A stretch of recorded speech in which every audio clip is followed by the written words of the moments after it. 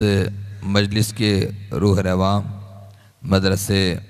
معدن العلوم کے محتمم حضرت مولانا محمد رحمت اللہ صاحب رشادی مد ظلہ العالی سے باادب درخواست ہے کہ تشریف لائیں، مہمانان گرامی کے لیے استقبالیہ پیش فرمائیں۔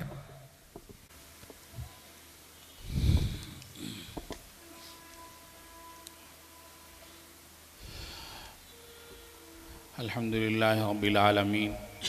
والعاقبۃ للمتقین والصلاة والسلام علی اشرف المرسلین سیدنا و مولانا محمد و آلہ و صحبہ اجمعین، اما بعد فاعوذ باللہ من الشیطان الرجیم، بسم اللہ الرحمن الرحیم، واعتصموا بحبل اللہ جمیعا، وقال تعالی ورتل القرآن ترتیلا، قال رسول اللہ صلی اللہ علیہ وسلم لا حسد الا علی اثنین، رجل آتاہ اللہ القرآن فہو یقوم به آناء اللیل و آناء النہار، وقال علیہ الصلاة والسلام زینوا القرآن باصواتکم، او کما قال علیہ الصلاة والتسلیم۔ منفعت ایک ہے اس قوم کی، نقصان بھی ایک، منفعت ایک ہے اس قوم کی، نقصان بھی ایک، ایک ہی سب کا نبی، دین بھی ایمان بھی ایک، حرم پاک بھی اللہ بے قرآن بھی ایک، کچھ بڑی بات تھی ہوتے جو مسلمان بھی ایک، فرقہ بندی ہے کہیں اور کہیں ذاتیں ہیں، کیا زمانے میں پنپنے کی یہی باتیں ہیں۔ محترم صدر جلسہ، مہمانان خصوصی، حضرات قرائے کرام، عمائدین شہر، حضرات علماء و اساتذہ، بزرگان محترم اور میرے عزیز ساتھیوں، اللہ تبارک و تعالیٰ کا فضل و احسان ہے کہ اس نے ہمیں اس موقع پر اپنے کلام کی نسبت سے جمع فرمایا۔ بزرگان محترم، نسبت ایک عجیب اور بڑی عظیم چیز ہے۔ حضرت حکیم الاسلام نے فرمایا کہ نسبت کی وجہ سے چیزوں کا مقام اور مرتبہ بڑھ جاتا ہے۔ ایک اینٹ ہے، وہ کسی عمارت میں لگتا ہے تو اس کی کوئی خاص قدر و قیمت نہیں ہوتی ہے۔ ایک اینٹ ہے جو اس مسجد کی دیوار کا حصہ بنتا ہے تو اس کی قیمت اتنی بڑھ جاتی ہے کہ کوئی اس پر پتھر مارے تو ایک مسلمان مرنے مارنے پر تیار ہو جاتا ہے۔ حضرت حکیم الاسلام نے بڑی لمبی فہرست بنائی کہ راتیں بے شمار ہیں، لیکن کسی رات کی نسبت قرآن کے نزول سے ہو جاتی ہے۔ اِنَّا أَنزَلْنَاهُ فِي لَيْلَةِ الْقَدْرِ وَمَا أَدْرَاكَ مَا لَيْلَةُ الْقَدْرِ، تو قرآن کے نزول سے جس شب کو، جس رات کو نسبت ہو گئی، اللہ تعالیٰ پوچھتے ہیں کہ اس کا مقام اور اس کی وقات اور قیمت کو تم کیا جانو؟ فرمایا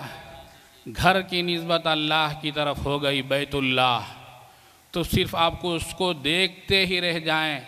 مطاف میں بیٹھے حرم پاک کو، کعبۃ اللہ کی زیارت کرتے رہ جائیں تو بھی ثواب سے خالی نہیں ہے۔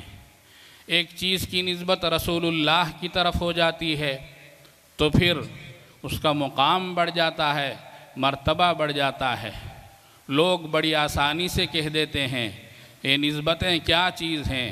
بزرگان محترم، اچھی چیزوں کی طرف نسبت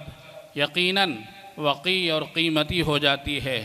غلط لوگوں کی طرف نسبت، غلط عمارت کی طرف نسبت، غلط راستوں کی طرف نسبت ہو جاتی ہے تو یقیناً وہ بے قیمت ہو جاتی ہے۔ تو بزرگان محترم، تو یہ کلام پاک سے نسبت اس مجلس کو حاصل ہے جس میں ہم اور آپ بیٹھے ہوئے ہیں۔ میں قرائے کرام کا اور اسی طرح مہمانان خصوصی کا، خاص طور پر حضرت مولانا انیس احمد خان صاحب دامت برکاتہم، محتمم و شیخ الحدیث مدرسہ مظاہر العلوم سیلم،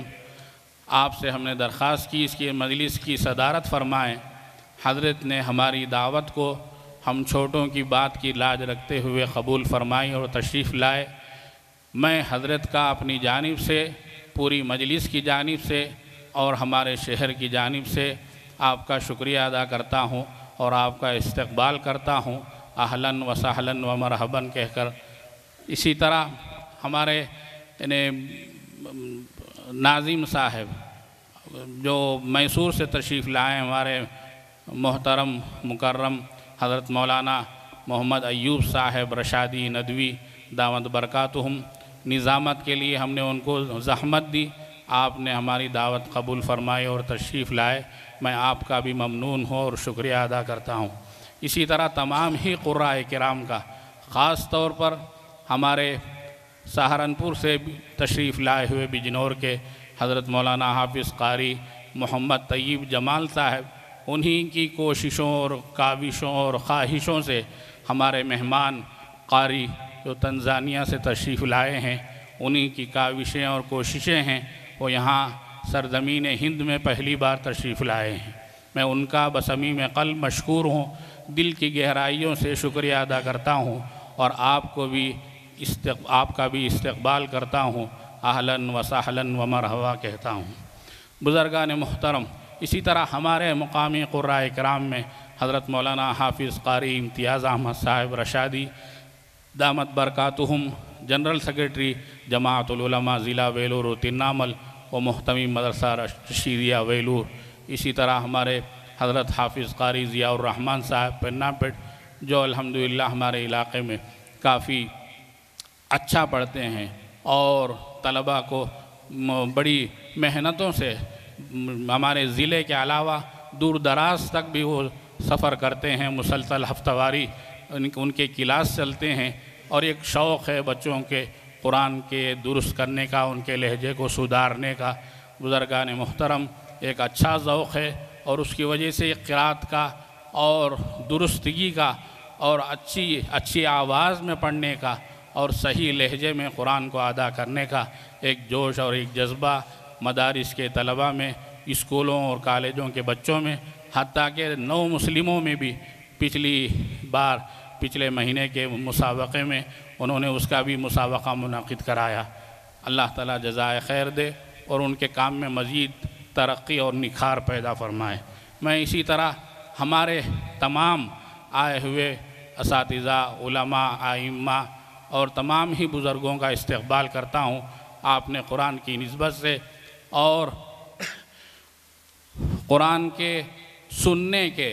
شوق میں یہاں تشریف لائے۔ اللہ تعالیٰ آپ کے آنے کو اور یہاں بیٹھنے کو قبول فرمائے اور قرآن کے انوار و برکات سے ہمیں محظوظ فرمائے۔ بزرگان محترم، قرآن کے اندر اللہ تبارک و تعالیٰ نے عجیب کشش رکھی ہے۔ اللہ کے رسول علیہ السلام صبح میں آپ قرآن کی تلاوت فرماتے تھے تو کفار مکہ چھپ چھپ کر قرآن پاک کو سنتے تھے، اور بعد میں بڑی پریشانی اور پشیمانی بھی ہوتی تھی جب ایک دوسرے کا آمنا سامنا ہوتا تھا کہ میرے آنے کا ان کو پتہ ہوا اور ان کا آنا مجھے معلوم ہو گیا، تو اس طرح۔ اور وہ کیا کشش تھی اور وہ کیا اس کے اندر وہ مقناطیسیت تھی۔ بزرگان محترم، وہی کشش اور وہی وہ مقناطیسیت آج بھی پائی جاتی ہے۔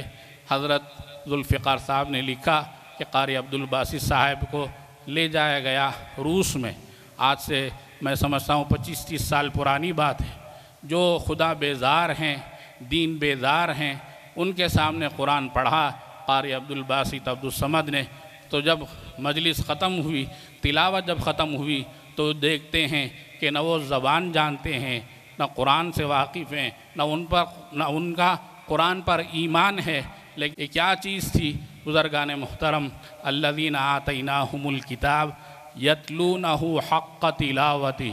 اللہ تعالیٰ فرماتے ہیں کہ ہم نے جن کو کتاب دی ہے اور وہ اس کی تلاوت ویسے کرتے ہیں جیسے اس کی تلاوت کا حق ہے، جیسا پڑھنا ہے اس کو ویسے پڑھا جاتا ہے تو قلوب موم ہو جاتے ہیں، آنکھیں تر ہو جاتی ہیں، دل نرم ہوتے ہیں، مقناطیس کی طرح قرآن اپنی طرف قلوب کو کھینچتا ہے۔ بزرگان محترم، یہ بھی اسی قسم کی مجلس ہے۔ میں دوبارہ اور بارہ آپ لوگوں کو کا استقبال کرتا ہوں اور شکریہ ادا کرتا ہوں۔ اگرچہ یہ شکریہ کی مجلس نہیں ہے، یعنی موقع نہیں ہے، لیکن چونکہ آخر میں اگر کہیں گے تو وہ افراتفری کا موقع ہوتا ہے، تو اس لیے میں شکریہ کے کچھ جملے بھی اسی کے ساتھ موقع کو غنیمت سمجھتے ہوئے ادا کر کے اپنی بات ختم کرتا ہوں۔ اس مجلس کے انعقاد کے سلسلے میں سب سے پہلے جن کی خواہش اور کوشش شروع ہوئی، ہمارے دارالحفاظ کے ناظم حضرت حافظ قاری نثار احمد صاحب، اسی طرح ہمارے حاجی سید جمال احمد صاحب احمد سویٹ، اسی طرح ہمارے شفیع بھائی قادر پیٹ کے، ان حضرات کی بڑی کوششیں اور خواہشیں رہیں 2 سال سے کہ کسی طرح قرآء کرام کو یہاں مدعو کیا جائے اور وہ مجلس پھر قائم کی جائے۔ میں ان کی خواہشوں کو، ان کی کوششوں کو سلام کرتا ہوں اور ان کے اس جذب درون کی قدر کرتا ہوں کہ انہی کی کوششیں ہیں اور محنتیں ہیں اور رات دن کی تگ و دو ہے کہ انہوں نے یہ مجلس قائم کی اور ہمیں بہترین قرآء کرام سے اللہ پاک کا کلام سننے کا موقع عنایت فرمایا، اور ان کے وہ تمام معاونین اور ان کے تمام وہ اعوان و انصار اور ان کے مددگار جنہوں نے ان کے اشارے پر اس مجلس کے انتظام اور انصرام میں ہر ایک کام کے لیے آگے بڑھ کر وہ انہوں نے اپنا تعاون پیش کیا اور اس کے انتظامات میں حصہ لیا۔